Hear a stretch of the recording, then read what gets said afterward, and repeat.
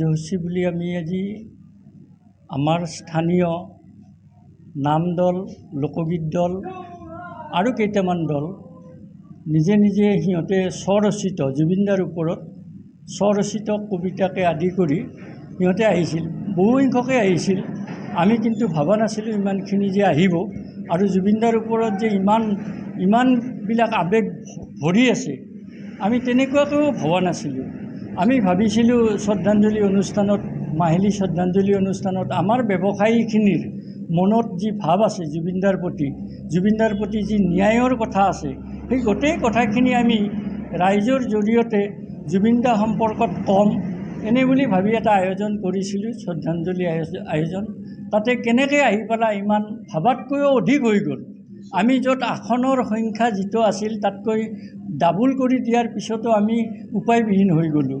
আৰু যি যোগাৰ কৰিছিলোঁ সেই যোগাৰবিলাকো আমি তৎক্ষণাতে ঘপহকৈ মানে আৰু নিৰুপায় কৰি গ'লোঁ, তেনেকুৱা হৈ গ'ল।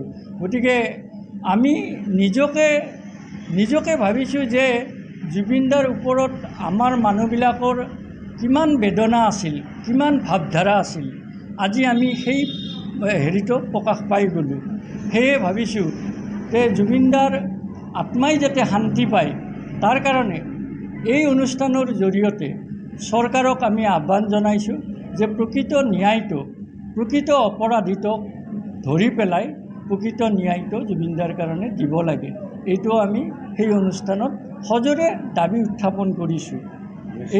এই আছিল আজিৰ কাৰ্যসূচীৰ মূল কথা। তাৰে লগত সংগতি ৰাখি আমাৰ ল'ৰাবিলাকেও ফূৰ্তিতে আৱেগতে নানান ধৰণৰ প্ৰগ্ৰেম কৰিছে। আমিও তেওঁলোকৰ আৱেগক সন্মান জনাই তেওঁলোকৰ হেৰিখিনি কৰাৰ সুবিধাটো দি দিছোঁ। আৰু আজি ইমান ৰাতিলৈ তেখেতসকলৰ কাৰণে আমি ব্যৱসায় বাদ দি নিজৰ শাৰীৰিক আৰ্থিক এই গোটেইখিনি ব্যয় কৰি আমি এতিয়ালৈ আছোঁ যদিও আজি বেয়া লগা নাই। আমাৰ যথেষ্টখিনি ভাল লাগিছে আৰু আমি যথেষ্টখিনি আগৰ যি শক্তি আছিল তাতকৈ দুগুণ শক্তি আজি পাইছোঁ বুলি অনুভৱ কৰিছোঁ। সেয়ে এই চেগতে আমিও তেখেতসকলৰ লগতে ব্যক্তিগতভাৱেও কওঁ, চৰকাৰে যাতে জুবিনদাৰ ওপৰত ন্যায়টো দিয়ে আৰু আমাৰ ৰাইজেও জুবিনদাই যেনেকৈ দুখীয়া নিচলাক সহায় কৰিছিল, জুবিনদাই যেনেকৈ দাম্ভিকভাৱে কাকো ভয় নকৰাকৈ, সাহিত্য সভা পৰ্যন্ত ভয় নকৰাকৈ তেখেতে যি ক'ব লগা আছিল আচল কথাখিনি কৈছিল। ৰাজনীতিক কথাবিলাকতো বেলেগে, মুখ্যমন্ত্ৰীকটো বেলেগে। তেখেতৰ এটা শব্দ আছিল ঘেণ্টা বুলি কয়। এই ঘেণ্টাটোৱে আমাক এটা শক্তি দিয়ে। সেই শক্তিটোত অনুপ্ৰাণিত হৈ আমিও তেখেতৰ দৰে যাতে আগবাঢ়িব পাৰোঁ তাৰে এটা চেষ্টা নিজকে চলাম বুলি ভাবিছোঁ আৰু ৰাইজকো এই আহ্বানটো জনাইছোঁ আৰু আপোনালোকৰ জৰিয়তে এই সকলোকে এই আহ্বানটোকে জনাইছোঁ। চাওক, জুবিনদা মানে কি, জুবিনদাৰ মানুহজনৰ মৰম ভালপোৱা মানুহৰ মাজত কিমান, সেইটো মই নতুনকৈ কোৱাৰ দৰকাৰ নাই। মই ভাবোঁ আজি যিটো শ্ৰদ্ধাঞ্জলি অনুষ্ঠান আমি পাতিলোঁ তাত আপোনাৰ বিপুল সংখ্যক মানুহ ইয়াতে ভিৰ কৰিছে, যিটো আমি ভবাই নাছিলোঁ। আমি উপৰোক্ত বক্তাজনে কোৱাৰ নিচিনা আমাৰ তাত ইমান আসনেই নাছিল যিমান আমাৰ এতিয়া প্ৰয়োজন হৈছে। মানুহ থিয় হৈ বা ৰাস্তাত গৈ পেলাই আমাৰ ইয়াতে যিটো অনুষ্ঠান পাতিলোঁ শ্ৰদ্ধাঞ্জলি অনুষ্ঠান, নাম আৰু ইয়াতে ওজাপালি হৈছে, আয়তীয়ে নাম গাইছে, এই একদম নিয়াৰিকৈ সুন্দৰকৈ আমাৰ দৰ্শকসকলে বা জুবিন গাৰ্গৰ অনুৰাগীসকলে সাৱলীলভাৱে চলাই নিয়াত আমাক সহায় কৰিছে। নিশ্চয়। আপুনি যুৱ প্ৰজন্মৰ এজন ব্যক্তি হিচাপে জুবিনদাৰ ন্যায়টো কেনেকুৱা ধৰণৰ হ'ব বিচাৰে?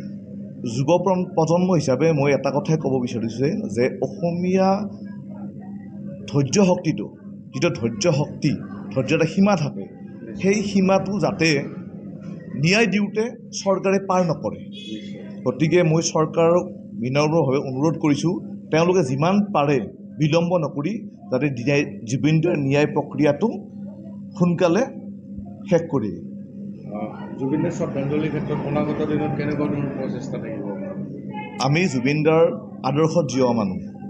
আমি যোৱাকালিও আছিলোঁ, আজিও আছোঁ আৰু ভৱিষ্যত সময়তো জুবিনদাৰ এনেকুৱা ধৰণৰ অনুষ্ঠান আমি পাতিম বুলি আমি আশ্বাস দিছোঁ। বিশেষকৈ অসমৰ ৰাজ্যবাসীক আপুনি কি বাৰ্তা দিব আজি এই চেগত?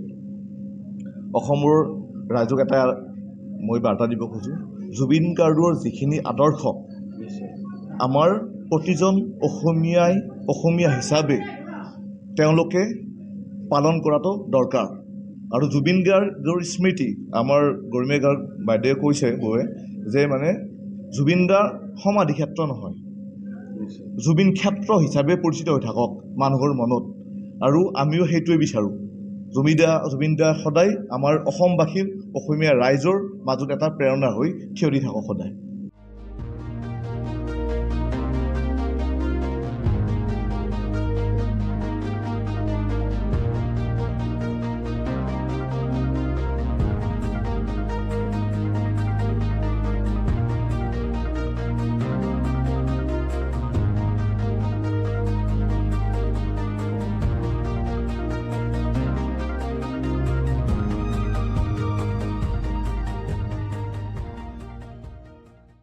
Stay informed, stay ahead.